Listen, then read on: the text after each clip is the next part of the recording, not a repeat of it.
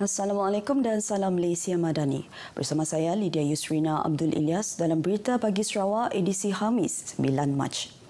Seramai 437 orang pemilik tanah menerima cek pampasan daripada Kerajaan Sarawak selepas tanah mereka terlibat dalam pembinaan 3 buah projek kerajaan di Sibu. Sebanyak 478 keping cek berjumlah lebih 13.6 juta ringgit diserahkan dalam satu majlis di Sibu yang disempurnakan oleh Timbalan Premier Sarawak, Dato' Amar Awang Tengah Ali Hassan. Menurut Dato' Amar Awang Tengah, 3 projek itu adalah skim pembesaran kampung di Kampung Banyok, projek talian penghantaran 132 kW di Sungai Mau, Sungai Merah dan projek menaik taraf bekas jalan-jalan balak di negeri Sarawak fasa keempat. Jelasnya, projek skim pembesaran Kampung Banyok melibatkan tanah seluas lebih 4.9 hektar dengan 12 orang penerima cek pampasan untuk projek itu. Bagi projek talian penghantaran pula melibatkan tanah seluas lebih 18.9 hektar dengan 361 orang pemilik tanah. Manakala projek menaik taraf bekas jalan-jalan balak, ia melibatkan pemberian pampasan kepada 13 orang pemilik tanah dengan tanah seluas 0.97 hektar. Selain penyerahan cek pampasan, beliau juga turut menyerahkan Warta Rizab Komunal Bumi Putera Seksyen 6, Kanun Tanah Negeri dan Surat Hak Milik Tanah Seksyen 18. Dalam ucapannya, Dato' Amar Awang Tengah turut menasihati penduduk yang tanah mereka sedang disukat secara individu untuk turun padang ketika kerja itu dilaksanakan. Yang penting ialah kita mesti ada kerjasama. Kalau ada notis untuk pergi ke kawasan itu, kita semua mesti datang. Mesti berada di lapangan. Kerana kita oranglah yang tahu sempadan ini, sempadan itu. Ujarnya, kehadiran bersama ketika kerja dijalankan penting untuk mengelakkan sebarang pertikaian selepas tanah tersebut selesai disukat kelak. Graduan yang fasih berbahasa Iban disaran untuk memilih dan menjadi guru bahasa Iban di Sarawak. Menteri di Jabatan Premier Sarawak, Datuk John Sikitayai berkata, ini kerana tidak ramai graduan yang berminat menyertai subjek tersebut meskipun ada ditawarkan di Institut Pendidikan Guru di Sarawak. Datuk John Siki menjelaskan kekurangan guru bahasa Iban turut menjadi sebab bahasa Iban menjadi terhad diajar di sekolah rendah dan menengah terpilih di kawasan luar bandar. Jadi saya harap terutamanya Iban. They should be proud of their own language. So they must cuba untuk bila pergi ke IPG dan sebagainya.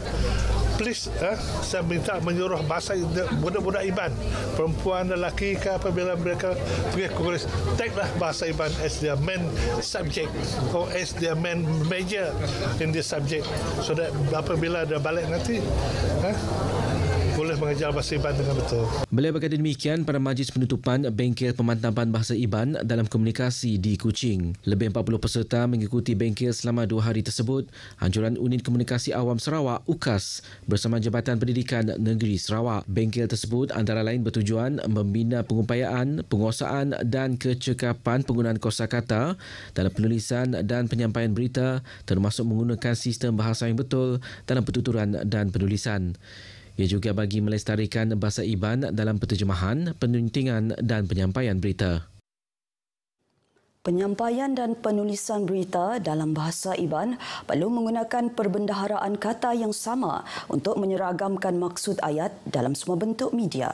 Menurut Ketua Penolong Pengarah Unit Komunikasi Awam Sarawak, UKAS, Charlie Dudang, beliau tidak mahu melihat penulisan tersebut berbeza mengikut cara masing-masing yang dilihat bercanggah dalam penggunaan bahasa Iban yang betul. Charles Dudang memberitahu ini termasuk menerusi sosial media, radio, televisyen dan juga penulisan akhbar. Jelasnya setakat ini penggunaan bahasa Iban yang betul oleh penyampai TV dan radio sama ada kerajaan atau swasta adalah memuaskan dan perlu ditambah baik. Oleh sebab itu kita dalam bengkel dalam 2-3 hari ini kita menyantumkan semua bahasa supaya bahasa Iban ini boleh menjadi satu bermakna seperti yang kita sedia maklum kalau di RTM nama menteri di dalam bahasa Iban tidak sama dengan yang di TBS, tidak sama dengan UKAS. Jadi pada sesi dalam 3 hari ini kita menggunakan satu bahasa saja untuk menamakan jawatan menteri itu. Jadi kita menggunakan bahasa yang paling tepat yang digunakan di sekolah. Beliau ditemui RTM pada majlis penutupan bengkel pemantapan bahasa Iban dalam komunikasi di Kuching. Beliau berharap selepas bengkel tersebut, penggunaan bahasa Iban yang betul dapat dipraktikkan di semua platform termasuk daripada sudut bahasa, intonasi dan ayat yang digunakan. Pembinaan klinik kesihatan Long Napir di Limbang yang tertangguh sejak sekian lama diharap dapat disegerakan. Harapan itu disuarakan Ahli Dewan Undangan Negeri Adun, Batu Danau, Paulus Palugumbang yang mahu projek itu diteruskan agar dapat memberi perkhidmatan kesihatan khusus kepada masyarakat Penan dan Kelabit di kawasan itu. Saya difahamkan oleh pejabat daerah semalam ada tim dari pejabat residen yang akan dengan kementerian yang lain, turunnya daripada Kementerian Kesihatan rasanya kalau tidak silap, akan datang ke Long Napir untuk mengadakan tinjauan dan melihat keadaan projek tersebut. Harapan kita ialah supaya projek ini diteruskan secepat mungkin sebab telah tergendala begitu lama. Kalau tak silap saya 2016 ya. Paulus memberitahu projek tersebut berdepan dengan kelewatan yang agak lama hingga pembinaannya tergendala dan tidak diteruskan sehingga kini. Beliau berkata demikian kepada media pada program Seberkas Prihatin Anjuran Pertubuhan Belia Kebangsaan Bersatu Sarawak Seberkas Cawangan Batu Danau di Kampung Limpasung, Limbang. Radio Televisyen Malaysia RTM Sarawak disaran untuk terus berperanan menyampaikan perkembangan pembangunan projek-projek Kerajaan Persekutuan.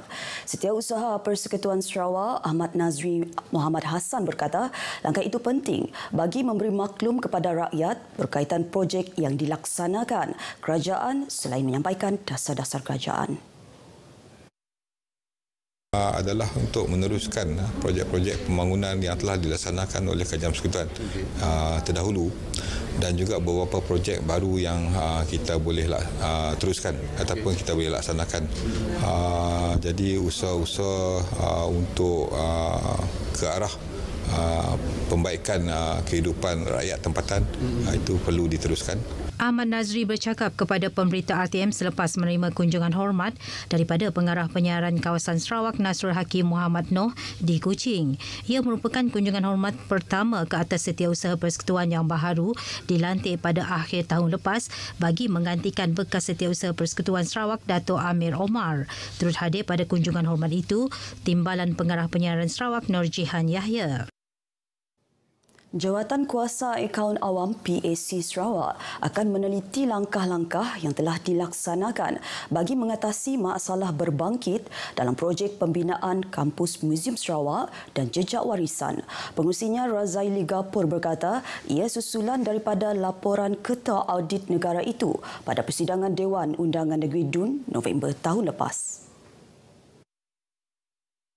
Razaili dalam satu kenyataan berkata projek tersebut telah bermula pada 2015 dan merupakan projek kerajaan negeri yang bertujuan menyediakan komponen baharu muzium sebagai pusat untuk mengekal dan mempamerkan warisan budaya, sejarah dan kepelbagaian Bayo. Selain itu katanya ia juga bertujuan menjadi daya tarikan bagi pengunjung, menarik minat para penyelidik dan menggalakkan pemulangan serta sumbangan koleksi. Bagaimanapun penemuan audit mendapati bahawa terdapat beberapa kelemahan kegelisahan pada pelaksanaan projek berkenaan. Ke arah itu, PAC telah turun padang dan mengadakan lawatan ke projek tersebut bagi mengetahui masalah dan kelemahan berkaitan projek berkenaan baru-baru ini. Razaili juga memaklumkan PAC Sarawak akan terus komited menjalankan tugas dan peranan bagi memastikan wang awam dibelanjakan secara berhemah dan mencapai objektif yang telah ditetapkan bagi setiap perbelanjaan atau projek telah diluluskan oleh kerajaan negeri.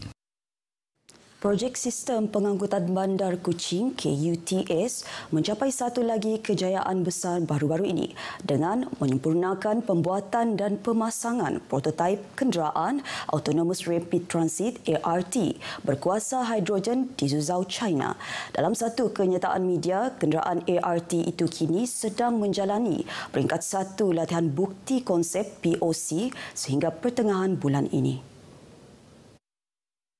Menteri Pengangkutan Sarawak Datuk Seri Lee Kim Shin yang berada di kemudahan CRRC Zhuzhou Institute Company Limited, China untuk memeriksa prototipe yang baru siap itu Isnin lepas. Beliau juga menaiki kenderaan hidrogen selama hampir sejam bersama delegasinya yang terdiri daripada wakil daripada Kementerian Pengangkutan Sarawak, Perbadanan Pembangunan Ekonomi Sarawak dan Sarawak Metro Sdn Bhd. Dalam sesi taklimat ringkas dengan pelaksana tertinggi CRRC Zhuzhou Institute yang merupakan pengeluar kenderaan ART, Datuk Seri Lee menekankan tentang kepentingan projek tersebut bukan sahaja untuk Sarawak tetapi juga untuk syarikat China yang merupakan anak syarikat milik penuh CRRC Corporation Limited, pengeluar saham terbesar dunia. Beliau juga percaya projek tersebut dapat dimanfaatkan dan kejayaan projek KUTS merupakan peluang untuk menunjukkan kepada negara lain faedah menggunakan teknologi berkenaan.